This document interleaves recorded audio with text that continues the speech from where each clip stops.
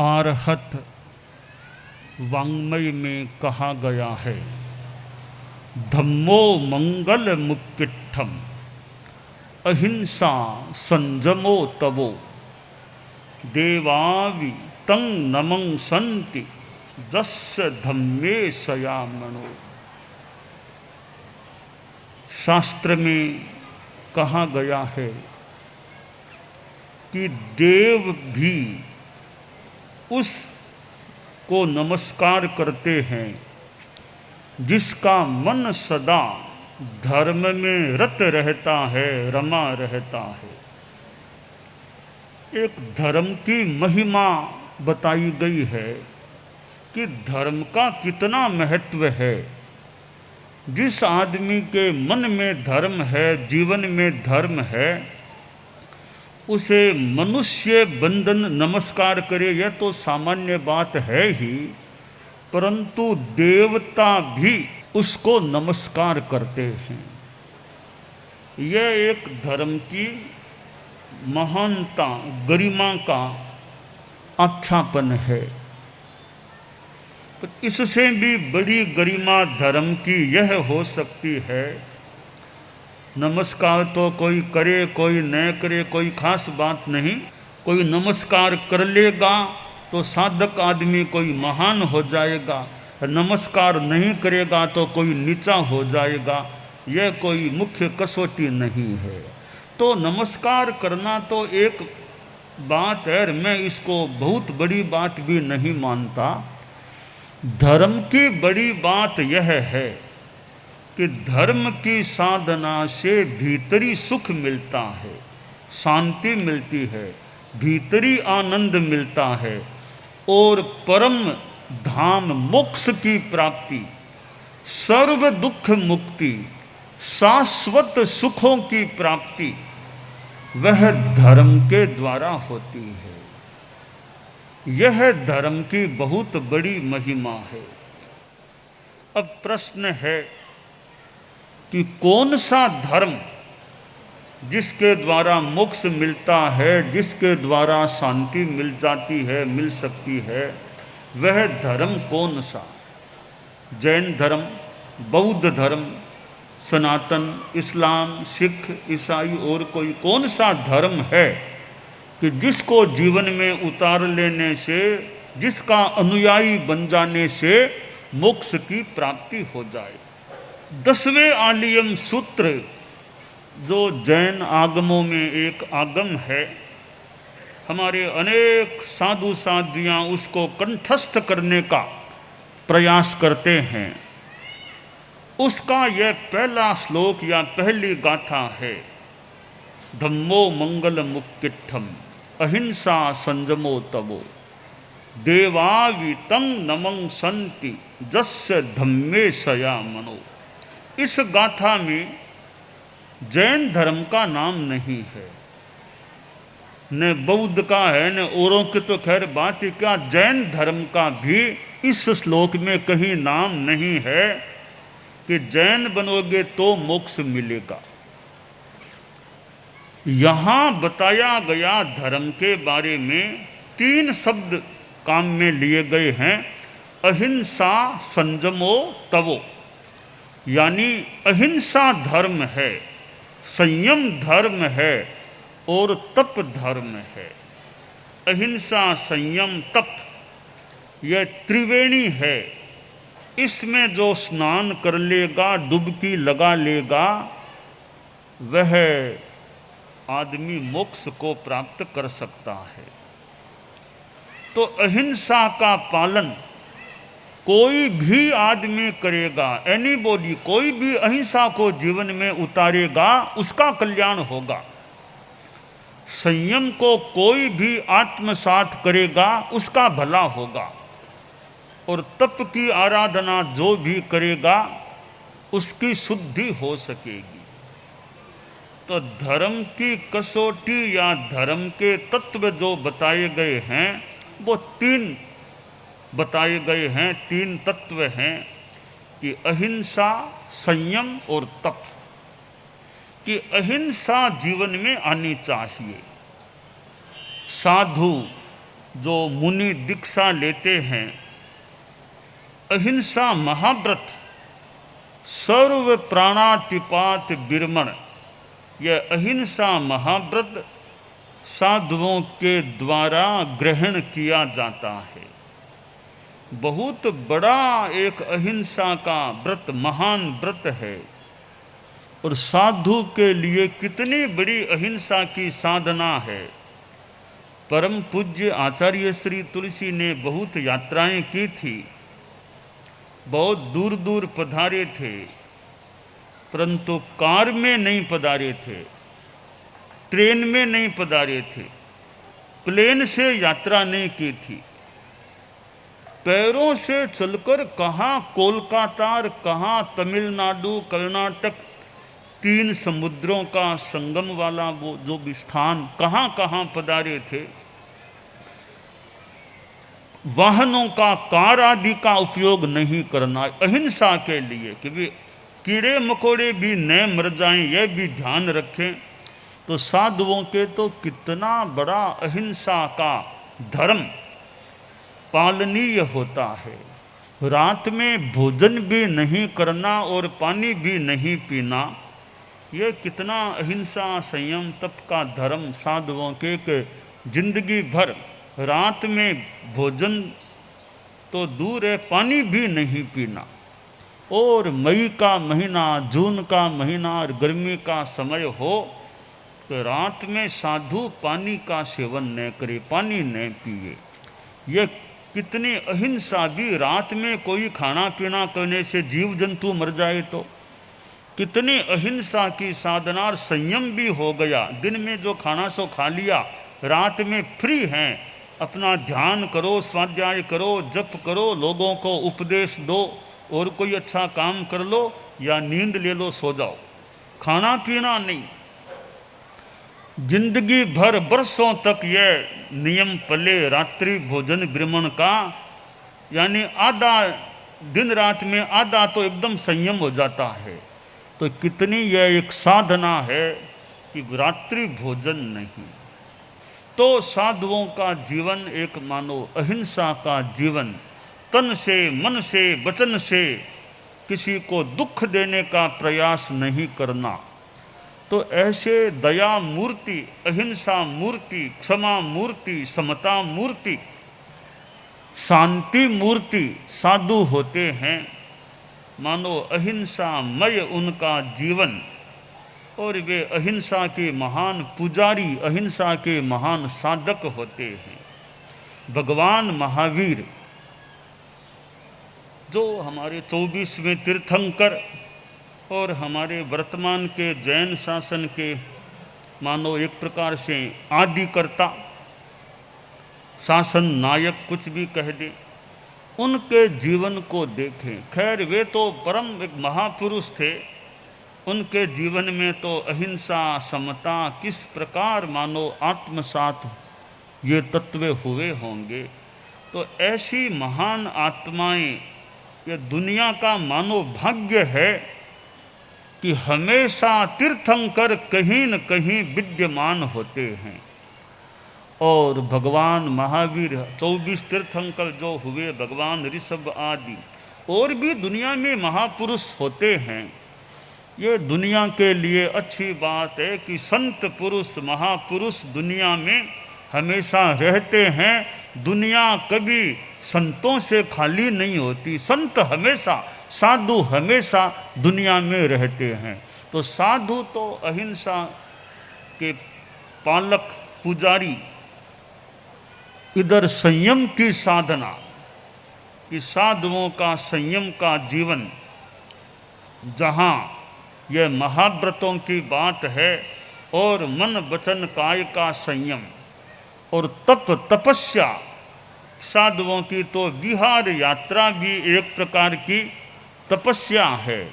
हमारे संत लोग इस गर्मी में इधर साध्वी जी और भी यात्रा, विहार, पसीना आते रहना, और धूप में और में उमस में चलना, यह भी एक तपस्या है, साधना है। तो अहिंसा, संयम और तप, साधु में तो खैर ये चीज़ें होनी ही चाहिए। परंतु आप लोग गृहस्थ हैं। गृहस्थों के जीवन में भी हम गृहस्थों में भी देखते हैं, उनमें भी अहिंसा, संयम, तप अपनी सीमा में, उनमें भी यह साधना देखी जा सकती है। और श्रावक श्राविकाएं, 4 तीर्थ में उनका स्थान है। साधु साध्वी, श्रावक श्राविका, श्रावक श्राविका भी तीर्थ हैं। श्रावक श्राविकाओं में बड़ी तपस्या करने वाले, कोई वर्षी तप करने वाले, कोई ये 45 से 47 दिनों की और भी कितनी कम ज़्यादा तपस्या करने वाले, इधर सामायिक आदि की साधना, कई रात्रि भोजन का त्याग रखने वाले भी मिल सकते हैं। अनेक रूपों में धर्म की साधना गृहस्थों के जीवन में भी देखने को मिल सकती है। ठीक है, साधुओं की साधना ऊंची मान लें, वे रत्नों की बड़ी माला है, श्रावक श्राविका नानी माला, छोटी माला होते हैं। और भी कई गृहस्थ, भले वो जैन नहीं भी हों, उनके जीवन में भी सदाचार, साधना, तपस्या, संयम, अहिंसा की भावना देखने को मिल सकती है। तो यह मानव जीवन हमें प्राप्त है। बहुत बड़ी बात है कि हमें मानव जन्म मिला है। 84 लाख जीव योनियों में यह मानव जन्म मिलना, अब इसका कैसे बढ़िया उपयोग धर्म की दृष्टि से किया जा सके। जीवन में और कुछ भी मिल जाए, कितना ही पैसा मिल जाए और भौतिक चीज़ें मिल जाए, पर धर्म, संयम, अहिंसा, संयम, तब धर्म के सामने भौतिक चीज़ें बहुत छोटी है। अब साधुओं के पास संन्यास है, संयम है, इतनी बड़ी चीज़ है।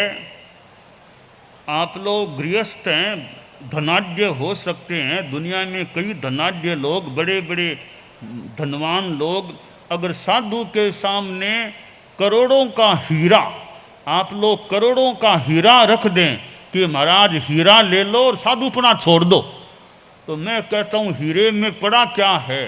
साधुपना जैसा हीरा है, उसके सामने आपका जो हीरा गृहस्थों का है, ना कुछ जैसा है, ना चीज।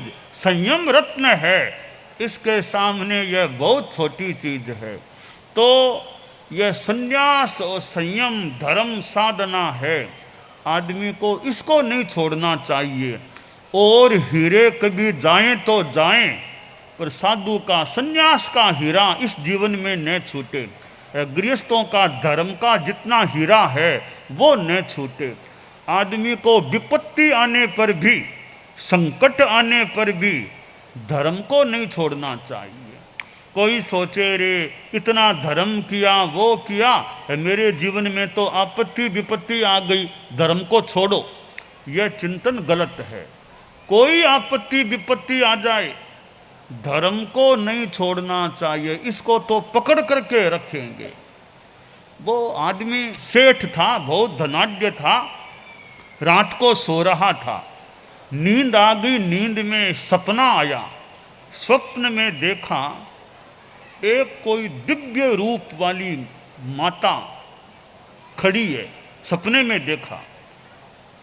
उसने सपने में कहा, जगदम्बे पधारो, बड़ी कृपा की, यहाँ दर्शन दिए मुझे, पधारे, मैं आपको जानता नहीं हूँ, आपका परिचय, आप कौन है, परिचय दीजिए।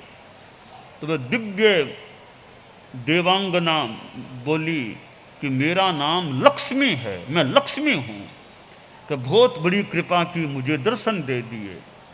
कने दर्शन तो दे दिए, अब मैं तुम्हारे यहाँ रही थी, अब मैं विदा लेना चाहती हूँ, अब इस घर से जाना चाहती हूँ। तो वह सपने में ही सेठ बोला कि जगदम्बे कोई गलती हुई तो मुझे माफ़ करो, आप यहाँ विराजो, मेरा भाग्य आप यहाँ मेरे घर में विराजोगी। कहीं बहुत रह गई, अब मैं जा रही हूँ। तो ठीक है, जैसे आपकी मर्जी, मेरा बार बार आपको नमन है, तो आपके प्रति मंगल कामना, विराजो तो बहुत ही बढ़िया बात, बाकी जैसे आपकी इच्छा हो, मेरा बार बार नमन है आपको। तो ठीक है, मैं जाऊंगी। सपने में उसने नमन कर लिया।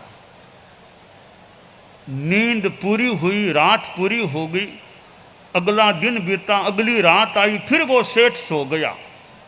फिर सपने में एक पुरुष, दिव्य पुरुष दिखाई दिया। उसने सपने में पूछा, महाशय मैं आपको जानता नहीं हूं, आपका परिचय क्या है?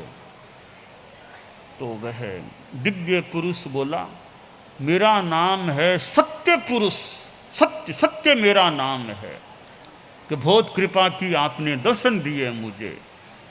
कहाँ दर्शन दे दिए हैं, और बोलो अब मैं चला जाऊं?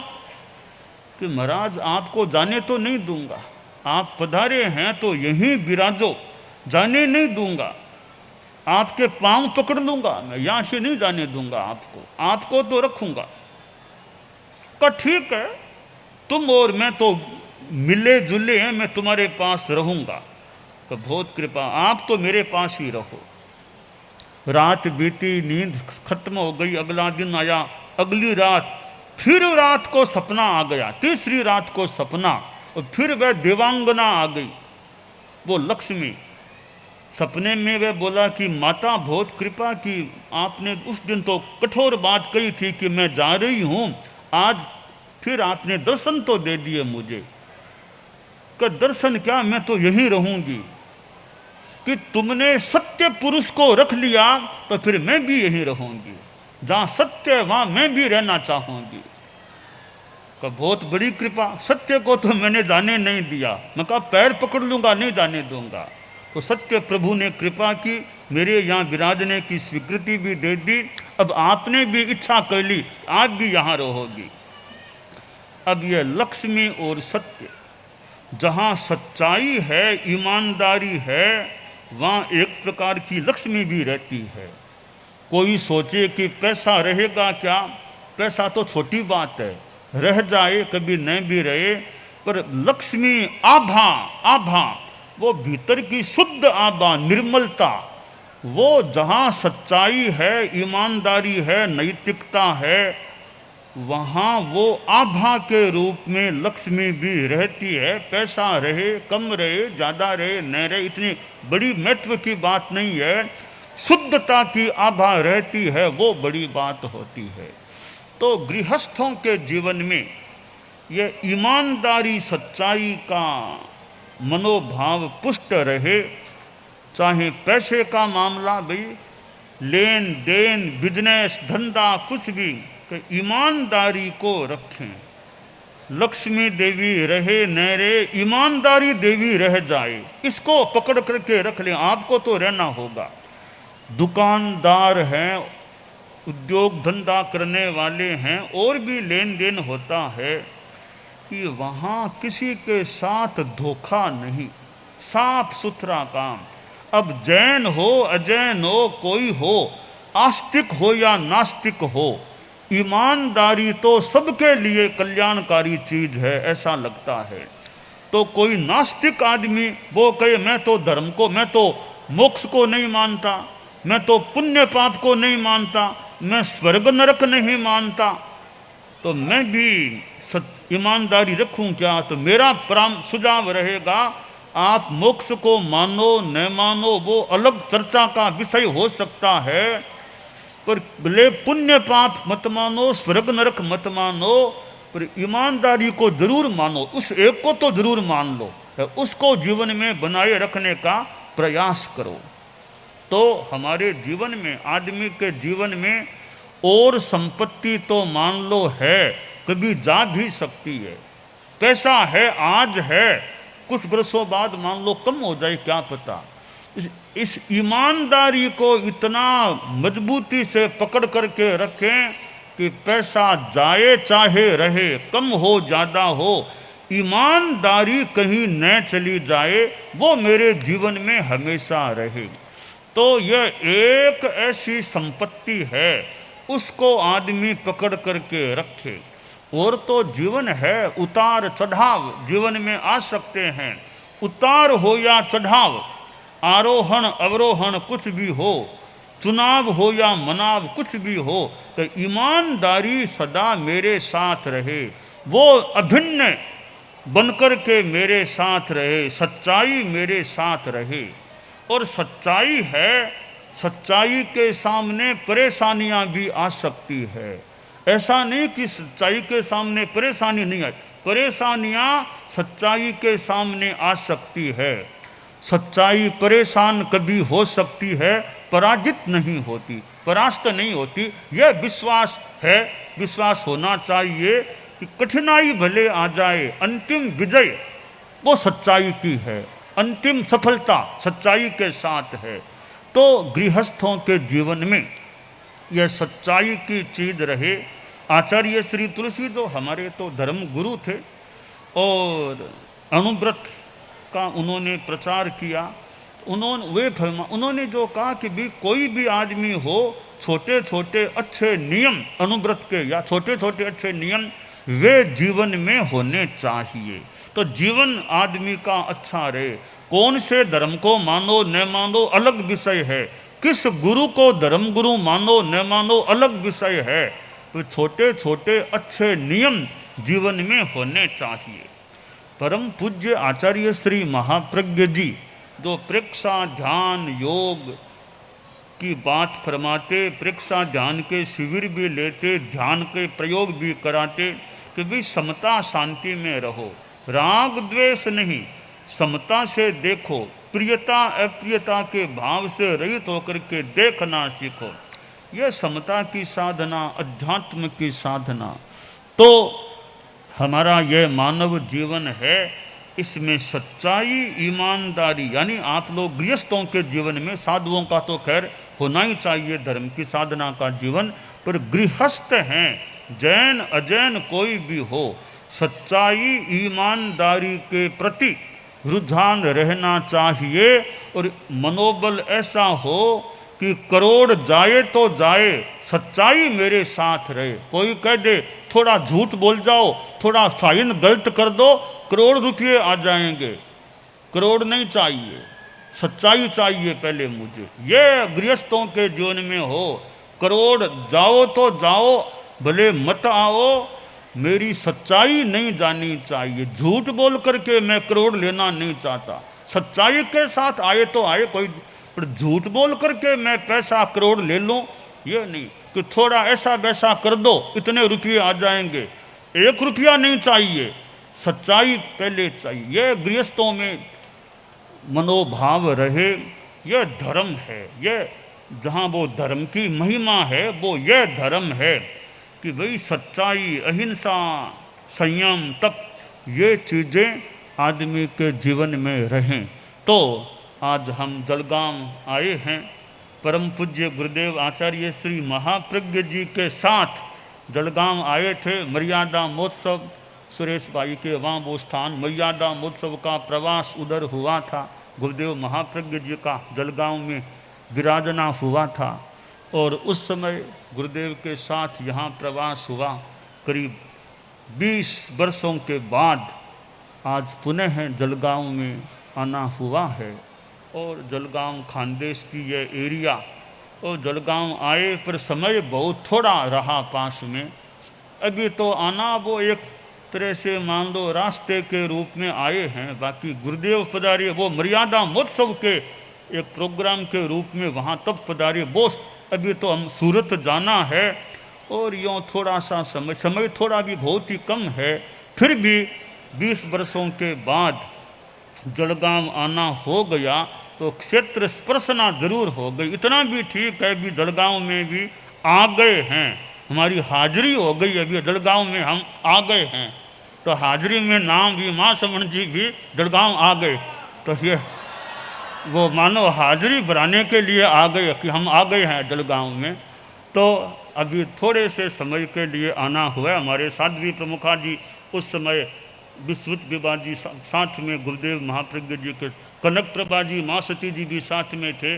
बाद में कनक प्रभा जी का प्रयाण, महाप्रयाण हो गया। बाद में उनकी जगह विश्वत विभा जी, माँ सती जी, आपको साध्वी प्रमुखा के रूप में आप अभी विराजित हैं।